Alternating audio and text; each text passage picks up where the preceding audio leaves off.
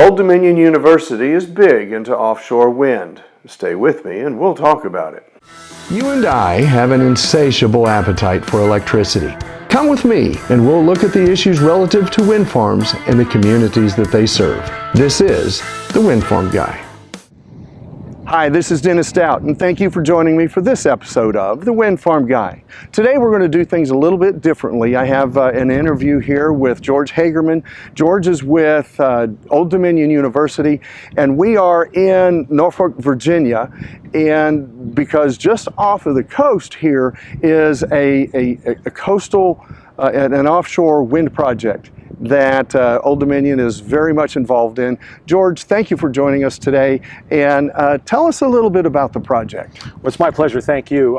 Thank you, Dennis. So ODU is privileged to be facilitating in close collaboration with the real shakers and movers of offshore wind in Virginia, which is our state energy office, which is the Virginia Department of Mines, Minerals, and Energy, and the state's regulated electric utility, which is investor-owned, Dominion Energy. They're really the two drivers.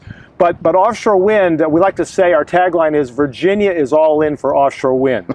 The supply chain that we have from Bristol, Virginia, all the way to the Hampton Roads, this region, including northeastern North Carolina, we're all really in this offshore wind gig. And one of the things that I want to stress is that there's a true collaborative spirit. Over the last 12 years, both sides of the aisle, both chambers of our state legislature, all governors, Republican or Democrat, have all been in for offshore wind in Virginia. That is fantastic. That's great. So tell us about the two turbines that are out there right now. Right, so they are two what are called pilot turbines. They're the beginnings of a much larger project. They're on a research lease. The Virginia has the first and only research lease on the Atlantic coast for renewable energy from the federal regulator, the Bureau of Ocean Energy Management. So we have this research lease, and the designated operator is Dominion Energy for the two pilot turbines. They're 6 megawatts, 154 meter rotor diameter, hub height 110 meters above sea level. And they, just to give you an idea for people who have ever driven around Hampton Roads, they're about 100 meters taller. The top blade, when it swings near the top, is about 100 meters taller than the state's tallest building, which is the Weston Town Center that you see from all over Hampton Roads. So it's amazing what they can actually build offshore. Right, and so that's 6 megawatts each.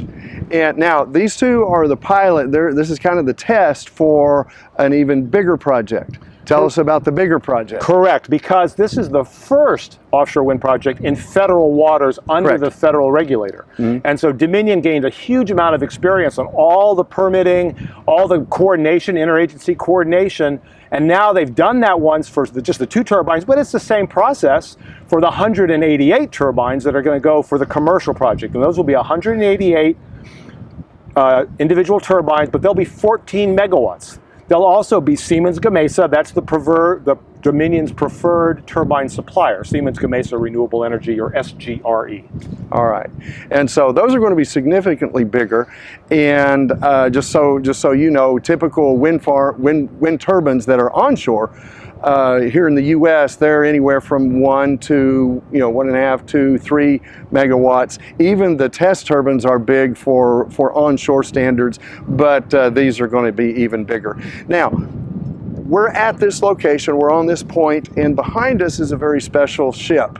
And would you tell us about what we're looking at there? Yeah, so this is the Atlantic Endeavor. It's owned by Atlantic Wind Transfers and chartered by Dominion to do offshore wind farm support. It basically takes the Siemens Gamesa technicians, the SGRE technicians, and Dominion technicians offshore to service the turbines, to install some of the research equipment that may be going on to help monitor and make improvements in what we learn about the wakes and other things from the turbines.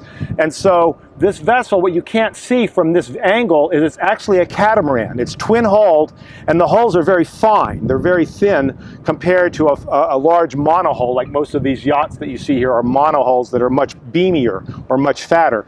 And so this can get out much quicker than the conventional vessels. That's why they had to be specially built in the U.S. All right, that's great. Okay, one last question. If there was anything that that you wish that the general public knew, what would that be? I would say that think of offshore wind as one pillar or one component of a totally carbon-free, sustainable, renewable energy system of systems. So you've got large offshore wind central stations, but on shore you've got lots of distributed solar. And Dominion Energy actually, I think, has the third or fourth largest fleet on shore of photovoltaic or solar electric arrays.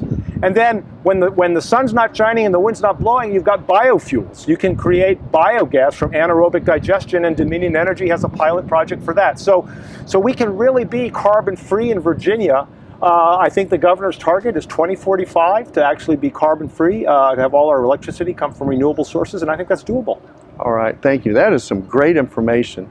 If you like what we've talked about today, be sure and click like and subscribe below. If you have questions or want me to address a certain topic relative to wind farms, please also leave me a comment. There are a lot of great things happening here in Virginia and with Old Dominion University and so on. George, thank you for joining me today. Oh, my and pleasure. joining all of us today. Absolutely. And I sure appreciate it. Thank you for joining us. This is Dennis Stout, and I'm the Windfarm Guy. Thank you for watching. Working together, we can make good energy decisions and save our planet. I am the Windfarm Guy.